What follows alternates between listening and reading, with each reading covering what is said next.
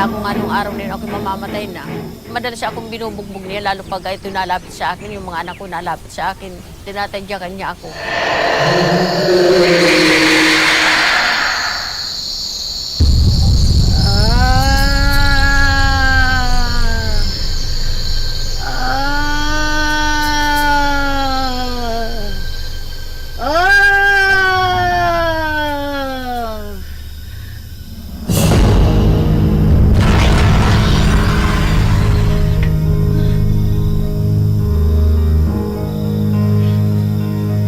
Hindi siya galing sa mundong ito. Tikbalang ang nanggugulo sa iyong asawa na tinatawag niyang Jonathan.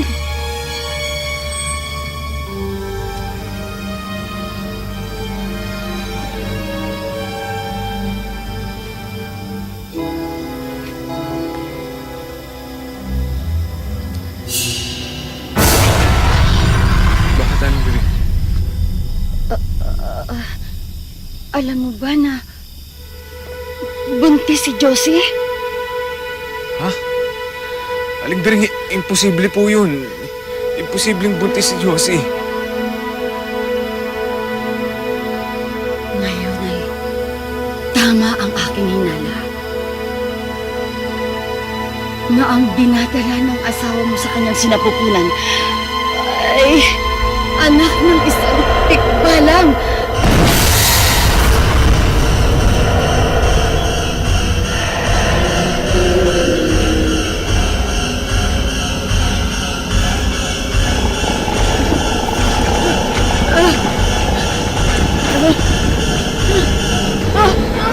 Aling Bering, saan kayo pupunta? Malakas ang kapangyarihan ng engkantong yan. Hindi ko kayang gamutin ang iyong asawa. Kung gusto mo, ikaw na ang gumawa. Diba, sinabi ko na sa iyong lahat ang dapat mong gawin.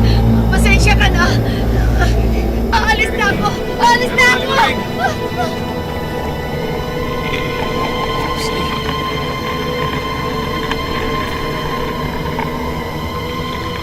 Nung ako'y magdalang tao na, madalas ako'y hirap na, hindi ako makapagtrabaho. Ang ginawa nga nito, kumuha nga siya ng manggagamot. Ako'y ipinatawas ako, ipinabawi. Parang yung dumistansya na siya sa akin.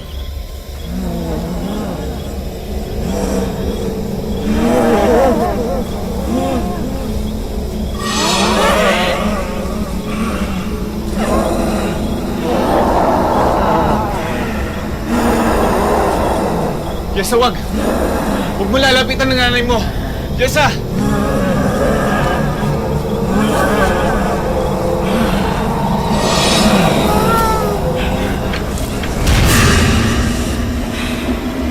Josie, wag! Josie!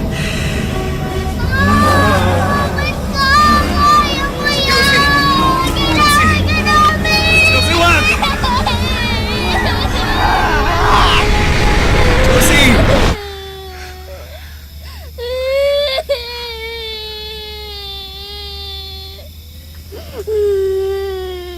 Josie.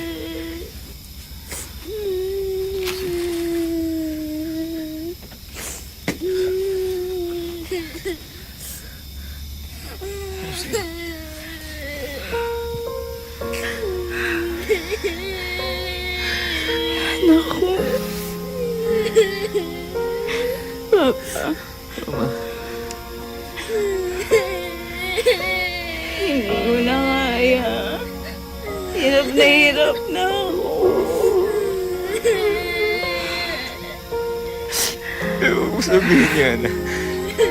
Lakasan mo loob mo. Lumaban ka. Hindi ka namin papabayaan ng anak mo, ha? Naintindihan mo ba yun, Josie? Mahal na mahal ka namin. Hindi ka namin susukuan. Wala ka.